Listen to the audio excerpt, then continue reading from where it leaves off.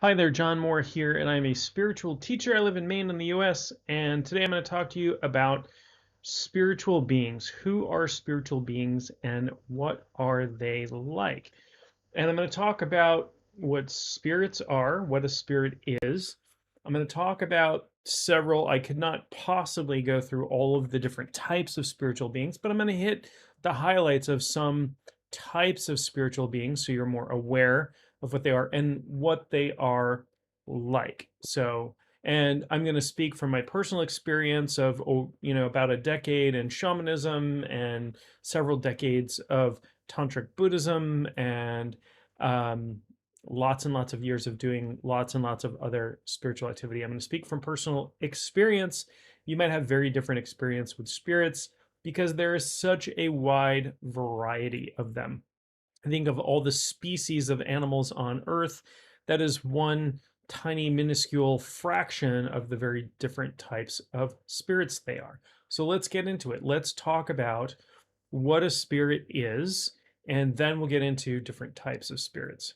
So, for a definition of what a spirit is, I like to refer to the author Jason Miller. I love his book Consorting with Spirits. I don't know Jason personally. I've taken some of his courses. I've read, I think, all of his books at this point, and I like what he does. I like how he thinks about things, and so I'm giving him credit for this definition of a spirit.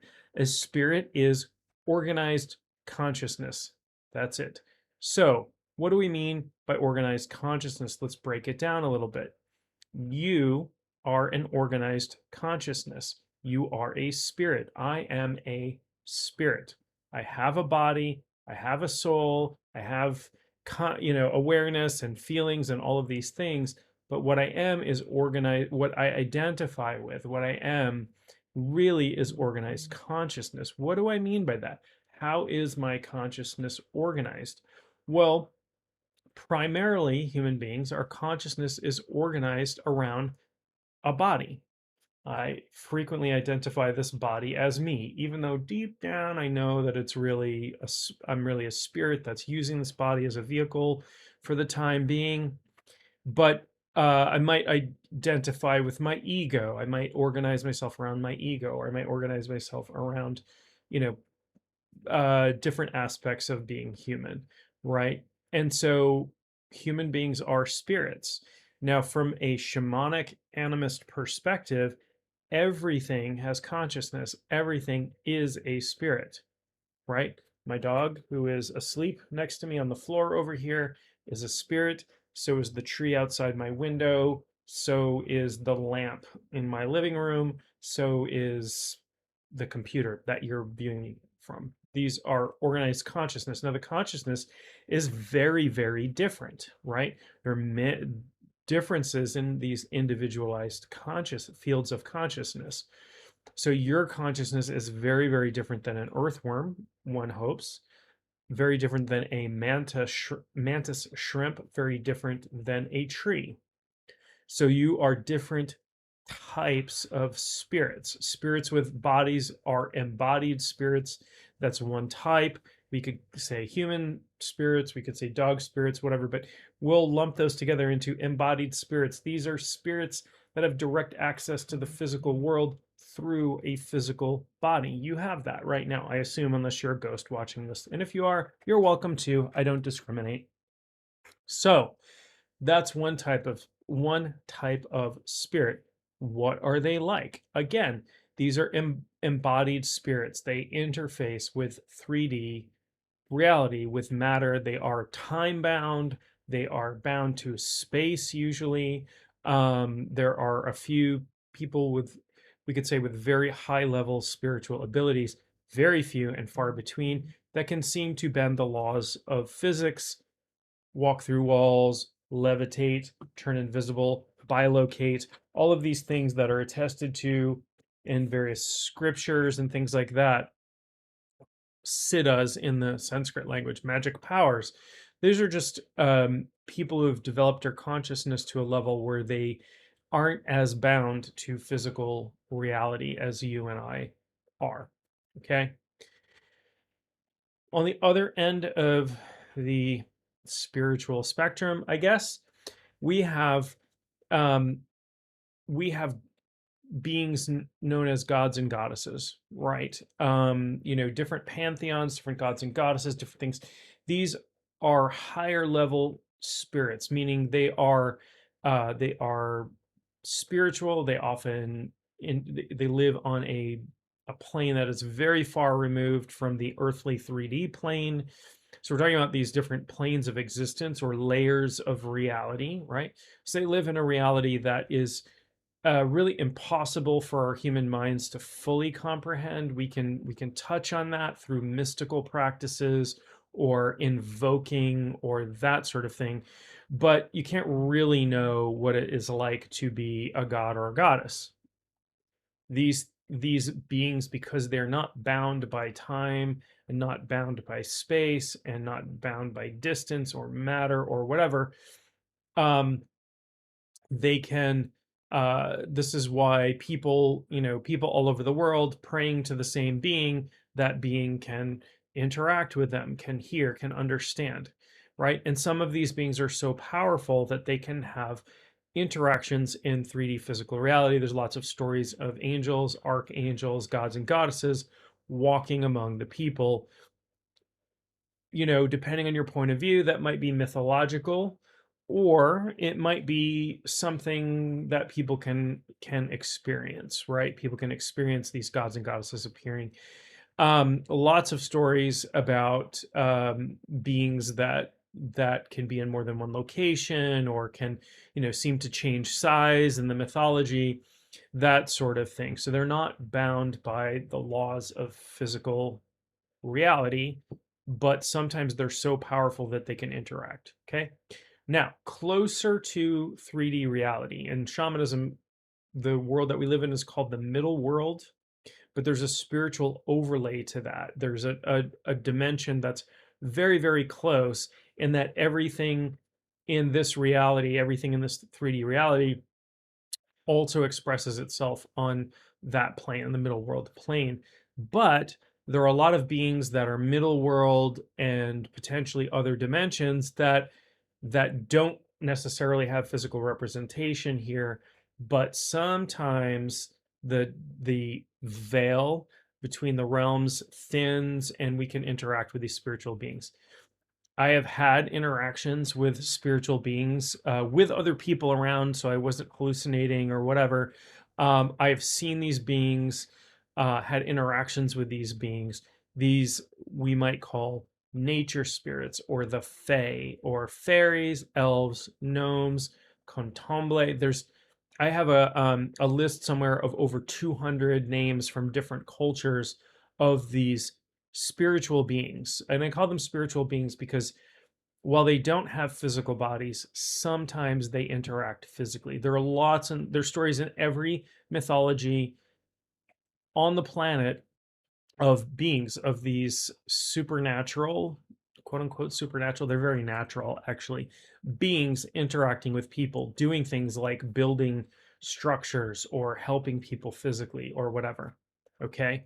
So these beings are often perceived as little people, not always, right? So you've got leprechauns, elves, fairies, kobolds, gnomes, menahune, contemple.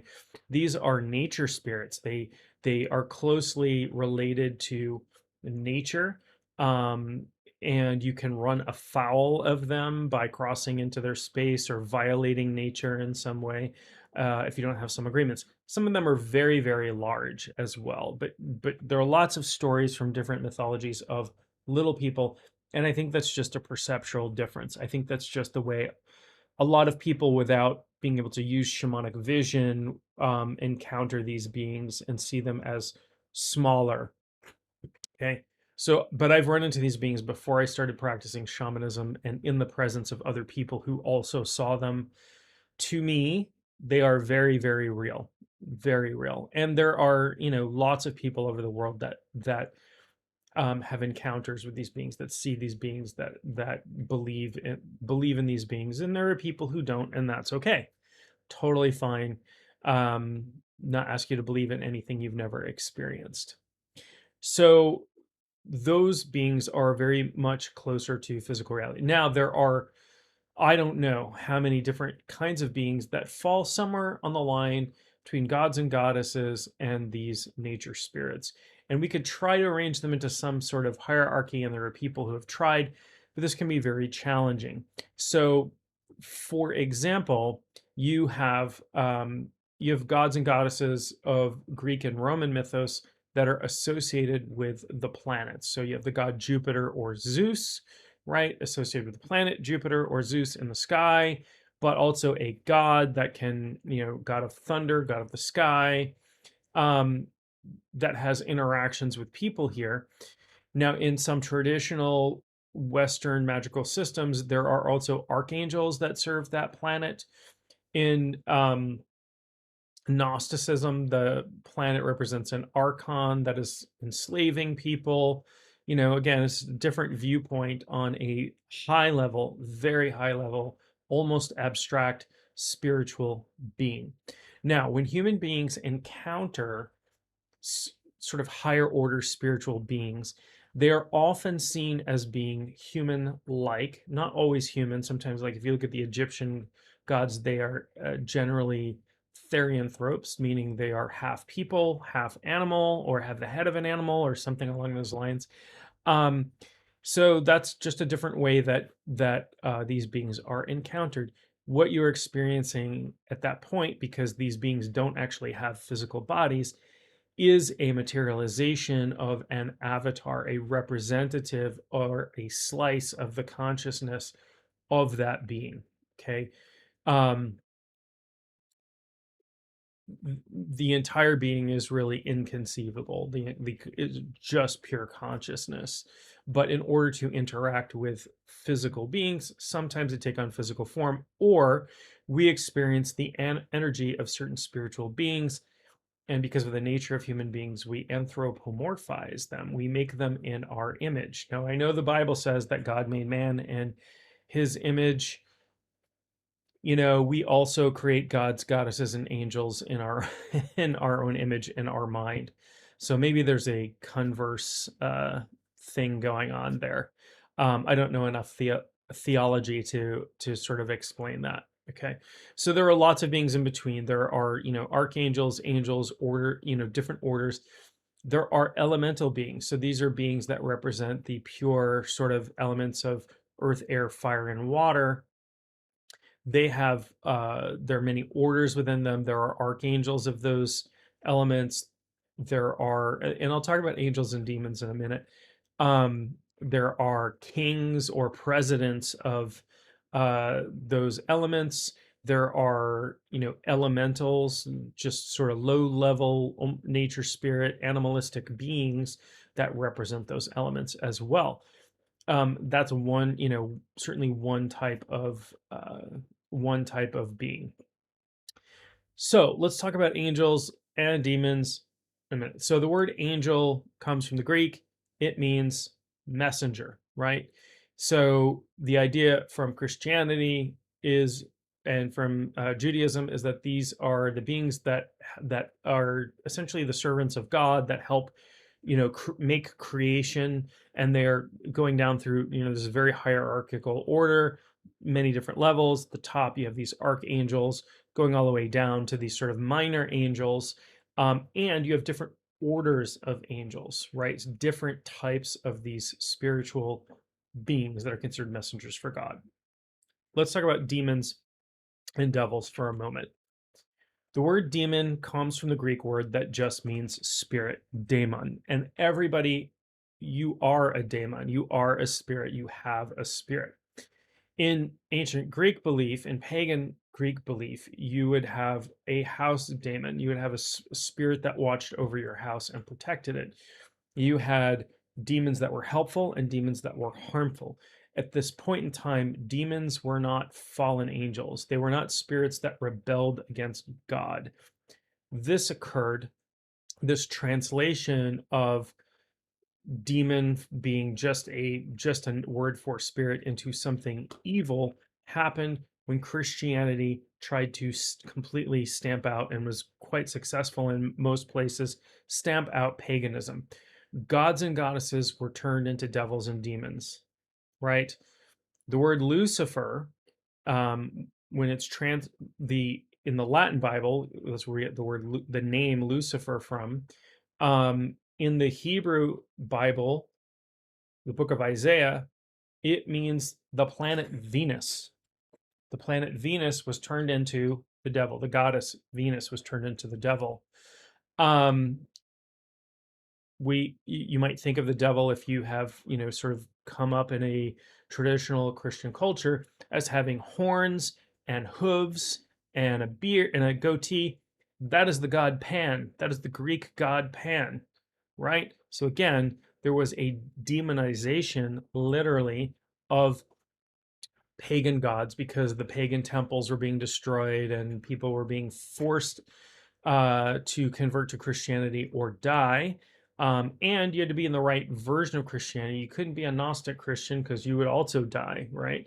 So this is, and I'm not bashing Christianity. If you're Christian, I am fine with your belief system, but this is the history. This is this is historic fact. The very first not Inquisition, the the very first crusade was not to the Middle East, it was to France, and it was called the Albigensian Crusade, and it was to wipe out the competing Christian sects. So the Roman Catholic Church came and wiped out something like a third of the population of southern France, because they were reading different books and had different beliefs about Christ. They still worshiped Christ. They still were Christian.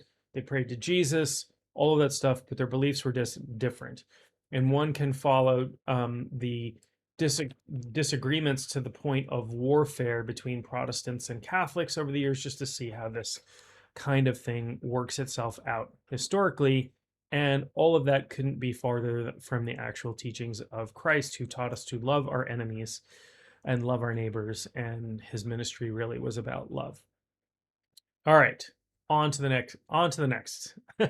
Not to get too political or religious here.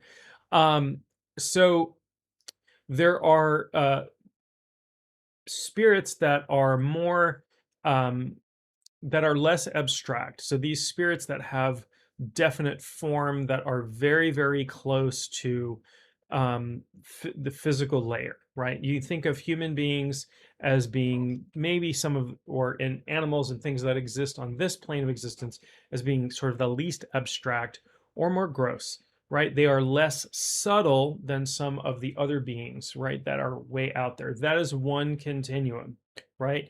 Gross to subtle. At the very subtlest layer, there are spiritual beings that are very abstract, okay, that don't have definite physical form. Very hard for us to conceive of them. Yes, we can put physical form to them. We can paint pictures. We can create descriptions in our mind. We can do all of those things. But some of these spirits are just really, really abstract. And spirits that are very high level, like that, like gods and goddesses and archangels, they have different aspects. So, for example, you would have a mother goddess, like Kali, who is also a destroyer, okay, in different aspects. And you would even have different human art depicting these spirits in their different aspects. You have the goddess Freya from Norse mythology. She is a goddess of beauty and erotic love and sexuality, but she's also a war goddess who gets first claim over the war dead before Odin, before the Valkyries take their dead to Valhalla. Freya gets her pick, right? So she's a goddess of war. So there are different aspects. The god Odin, for example, has something like 75 different recorded epithets. So those are titles that are descriptions of him in his different forms and his different aspects and the different ways he shows up. So these are some of the different types of spirits. And again, there are volumes and volumes and volumes and volumes of books describing spiritual beings. And what each one of them is like. And, again, these would all be written from a particular viewpoint, right? So, you know, I would have, if I were to write a book about the god, Shiva, for example, I would have to write that, I might do research about different people's viewpoints, but I couldn't, not being Hindu, write about Shiva from the perspective of somebody who had been raised in that religion and might be even a priest in that religion, and that sort of thing. So it would have my viewpoint on that. It would be tinged by my human consciousness. It's not to say that descriptions of spiritual beings are useless. They are not, because we can work with them, we can interact with them, we can form relationships with them. But it's a little bit like when you go see your doctor, right? You go see your doctor and you ask, I've got something going on. Can you take a look at it? And your doctor sees it, takes a look at it, and takes care of you. But you aren't going to the movies with your doctor. You're not going home with your doctor. I hope not anyway. There's got to be, patient doctor boundaries there. You're not going home with your doctor. You're not going to the movies with your doctor. You don't know what your doctor was like when your doctor was a child. You don't know what your doctor is like when they sleep. You don't know what your doctor dreams about. You don't know, you know one face, one aspect, one avatar of your doctor when you go see them. You do not know them in their entirety. You don't know what your doctor is like with their children. You don't know what your doctor is like when they are under extreme stress, or even when they leave the room and you're not there and they go have conversations with other physicians. You don't know. And it's the same thing with spirits. We often only see an aspect or two of spirits that we work with, and not the many different aspects that they have. But life in the universe is complex, and that makes it a beautiful thing. So I hope that's helpful information. Don't forget to subscribe to this channel, and I will talk to you very soon.